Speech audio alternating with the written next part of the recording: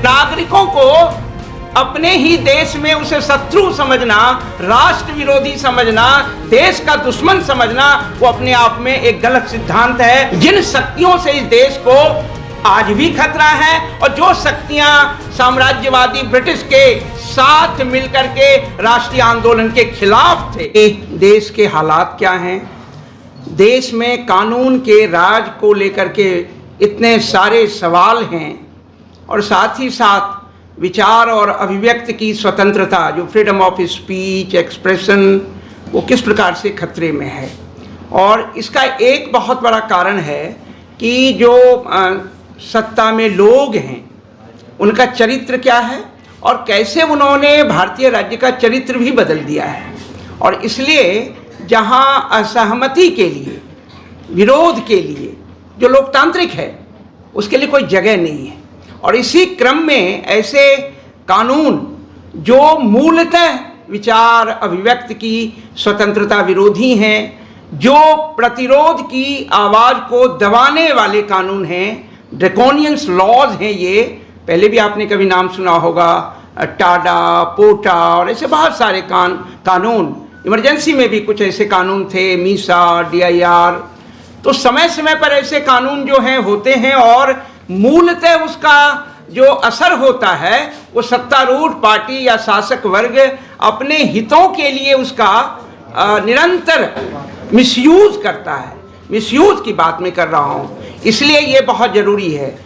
UAPA भी इसी प्रकार का एक बहुत खतरनाक कानून है और जनतंत्र विरोधी मैं मानता हूँ। मेरी समझ बहुत साफ है कि ये जनतंत्र विरोधी कानून है और इसलिए अब इसके संबंध में जिस प्रकार से इस कानून का लगातार दुरुपयोग हुआ है, यद्यपि कानून का इतिहास तो 1967 में जाएंगे आप, लेकिन उसके बाद जो लगातार कुछ संशोधन हुए और 2019 का जो संशोधन है वो बहुत खतरनाक संशोधन है। तो मूल रूप से तो ये कानून ही खतरनाक है। ऐसे कानूनों को जनतंत्र में जगह मिलनी ही नहीं चाहिए, क्योंकि अंततः वो सत्तारूढ़ पार्टी के द्वारा उसका दुरुपयोग होगा और प्रतिरोध की लोकतांत्रिक आवाज को दबाने में उसका इस्तेमाल होगा।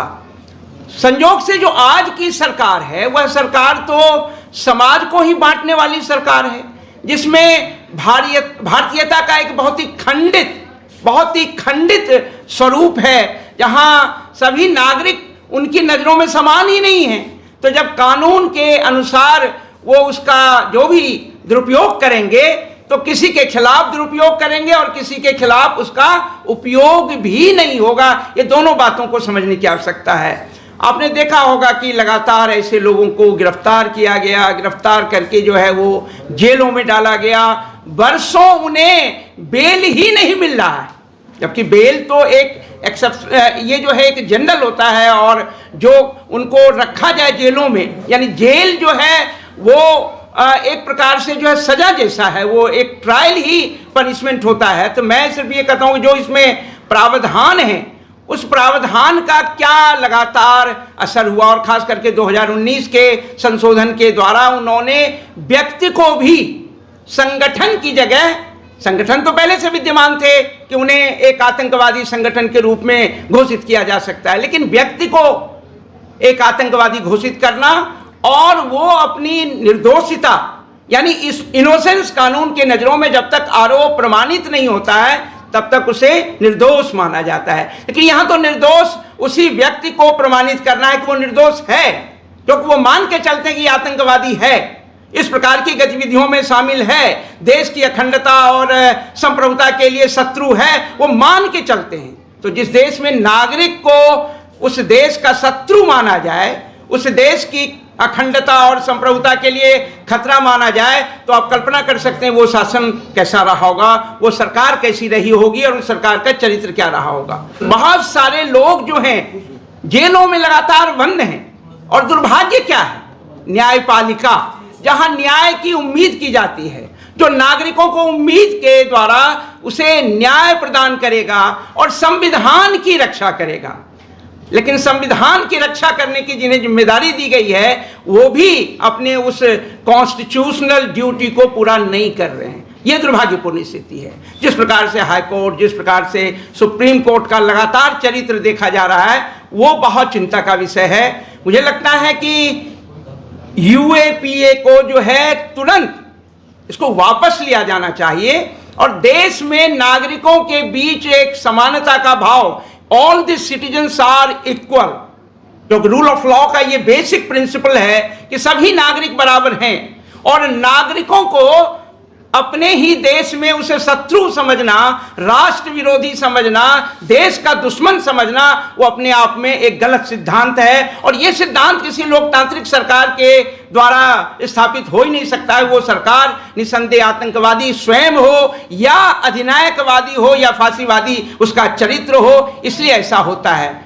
हम लोग लगातार देख रहे हैं कि कई हमारे विश्वविद्यालय में जिस प्रकार से चीजें हो रही हैं, उसमें साफ तौर पर ऐसा दिखाई देता है कि खास दृष्टि, एक खास विचारधारा और एक कट्टर जो है विचार को स्थापित करने के लिए लगातार ऐसे कार्यक्रम किए जाते हैं और उन कार्यक्रमों को करने वाले वही शक्तियां हैं जिन शक्तियों से इस देश को आज भी खतरा है और जो शक्तियां साम्राज्यवादी ब्रिटिश के साथ मिलकर के राष्ट्रीय आंदोलन के खिलाफ थे। आप अगर उसका इतिहास देखेंगे, लेकिन अब तो इतिहास को भी बदलने की कोशिश हो रही है, लगातार वो इतिहास लाने की कोशिश हो रही है जिसका इतिहास से कोई वास्ता नहीं है।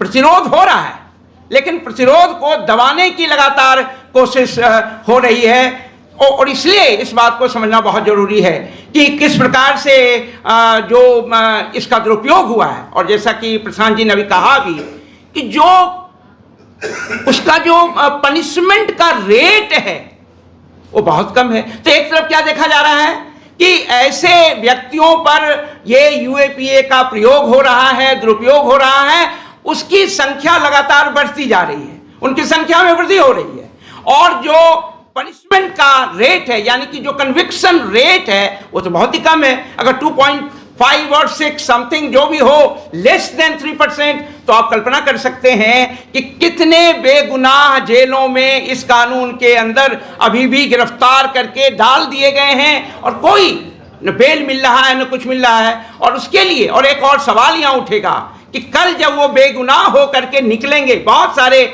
लोगों के खिलाफ जब प्रमाणित नहीं हुआ तो वो बेगुनाह मान लिए गए और जेलों से निकल गए, लेकिन उनके खिलाफ जो उनकी छवि समाज में खराब हुई, जो समाज में रिपुटेशन खराब हुआ, उसके लिए कौन जिम्मेदार है? सरकार तो कतई जिम्मेदार नहीं।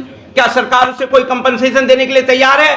तो ऐसी स्थिति में ऐसे कानूनों का तुरंत वापस होना बहुत जरूरी है। इसलिए ये जो कहना गैर कानूनी गतिविधियां, रोकथाम अधिनियम, ये जो नाम है, ये गतिविधियां तो सामान्य जो पहले आईपीसी और बाद में जो उन्होंने कानून में परिवर्तन करके संहिता बनाई है, उसमें तो बहुत सारे प्रावधान ऑलरेडी हैं। तो फिर क्यों इस प्रकार की व्यवस्था की गई है? यह दुर्भाग्य था कि ये बहुत पहले बना, लेकिन उसे लगातार जो है समाप्त करने के बजाय उसमें संशोधन होते गए और 2019 का संशोधन तो बहुत ही खतरनाक संशोधन है जिसमें व्यक्ति को ही आतंकवादी घोषित मान लिया जाता है। कानून कभी व्यक्ति को अपराधी मान करके उसके ऊपर जो है वो न्यायपालिका उसकी सुनवाई करे, उस पर तमाम जो है तथ्यों और साक्ष्यों के आधार पर कुछ हो, वो तो मान के चलते कि ये आतंकवादी है।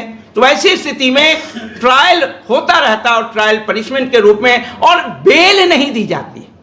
तो आप कल्पना कर सकते हैं कि कितना खतरनाक कानून है और ऐसे कानूनों को समाप्त करना ही इस देश में जनतंत्र को बचाना, कानून के शासन की स्थापना करना और आने वाले कल जो भारत की एकता और अखंडता को सुनिश्चित, जहां आप कहते हैं कि भारत की एकता और अखंडता को खतरा, संप्रभुता को खतरा, तो ऐसी स्थिति में अगर आंतरिक रूप से जो है लोगों के बीच में मतभेद होगा, लोगों के साथ अन्याय और जुल्म होगा, कानून के द्वारा भेदभाव होगा, पक्षपात होगा, तो कहां से आप उस एकता की बात सोच सकते हैं? देखिए, मनुष्य जो है अपने आप में एकता में और तमाम भावनाओं के बीच बह करके वो राष्ट्र के प्रति सोचेगा, ऐसा नहीं होता। राष्ट्र उसके साथ क्या सलूक कर रहा है, उसके साथ क्या आचरण कर रहा है, क्या राष्ट्र लोगों को राष्ट्र बनता है लोगों से, लोगों को एक मानता है, सम्मान पूर्वक उसको जीने का अधिकार देता है, विचार और अभिव्यक्ति की स्वतंत्रता उसे देता है, यह बहुत जरूरी है। अगर ऐसा नहीं होगा तो निसंदेह मैं बहुत साफ मानता हूं कि यह जनतंत्र विरोधी कानून है। इसकी वापसी ही जनतंत्र को बचाने में एक सहायक तत्व प्रमाणित हो सकता है। इसलिए यथाशीघ्र एक जनता के बीच में लोकमत बने, लेकिन लोकमत को खंडित करने के लिए, लोकमत को प्रभावित करने के लिए जानते हैं आप किस प्रकार के उपाय किए जाते हैं। धर्म को बीच में लाया जाता है, और धर्म भी वो धर्म नहीं है जो मनुष्य जिस धर्म को मानता है, जिसमें आस्था रखता है, जिसमें विश्वास रखता है, और जो उसका निजी मामला है, वो पर्सनल मैटर है। लेकिन जब आप धर्म को पब्लिक इशू बना करके लोगों के बीच में मतभेद करेंगे तो फिर वो नागरिकों के बीच में जो समानता का भाव है वो समाप्त हो जाता है, और इससे संविधान की जो मूल आत्मा है वो प्रभावित होती है। मुझे लगता है कि यहाँ दोषी सरकार तो है ही, न्यायपालिका को भी मैं कम दोषी नहीं मानता हूं, क्योंकि अंततः नागरिक उम्मीद की नजरों से, आशा की नजरों से कहां देखेगा, वो न्यायपालिका की ओर देखेगा। और न्यायपालिका यदि न्याय न करे तो फिर आप सोच सकते हैं कि संविधान के अनुकूल शासन नहीं हो रहा है। तो एक रास्ता तो ये भी बनता है जनतंत्र में कि जनता में प्रतिरोध तो बढ़े ही लोकतांत्रिक तरीके से, पीसफुल तरीके से, लेकिन अंततः आगे चल करके चुनाव के माध्यम से सत्ता में परिवर्तन हो और ऐसी शक्तियों को परास्त किया जाए। लेकिन एक और संकट है, चुनाव आयोग की भूमिका आप सब देख रहे हैं, किस प्रकार से वोट चोरी की लगातार जो है वो आरोप लग रहे हैं। तो ऐसी स्थिति में फिर आप जनता के मत के आधार पर सत्ता के परिवर्तन को या सरकार को बदलने की कैसे सोचेंगे, यह भी एक सोचने का विषय है। मुझे लगता है आप सबने मुझे अवसर दिया, मैं आपके प्रति आभार प्रकट करता हूं। लेकिन साथ ही साथ मैं ये मानता हूं कि एक नागरिक के नाते यह मेरा कर्तव्य है कि उन तमाम गलत नीतियों और सरकार के कानूनों के खिलाफ जनता के साथ कंधा से कंधा मिला करके चलें और लोगों को न्याय मिले, इसमें निरंतर जो है सक्रिय होकर के अपनी भागीदारी सुनिश्चित करें। धन्यवाद।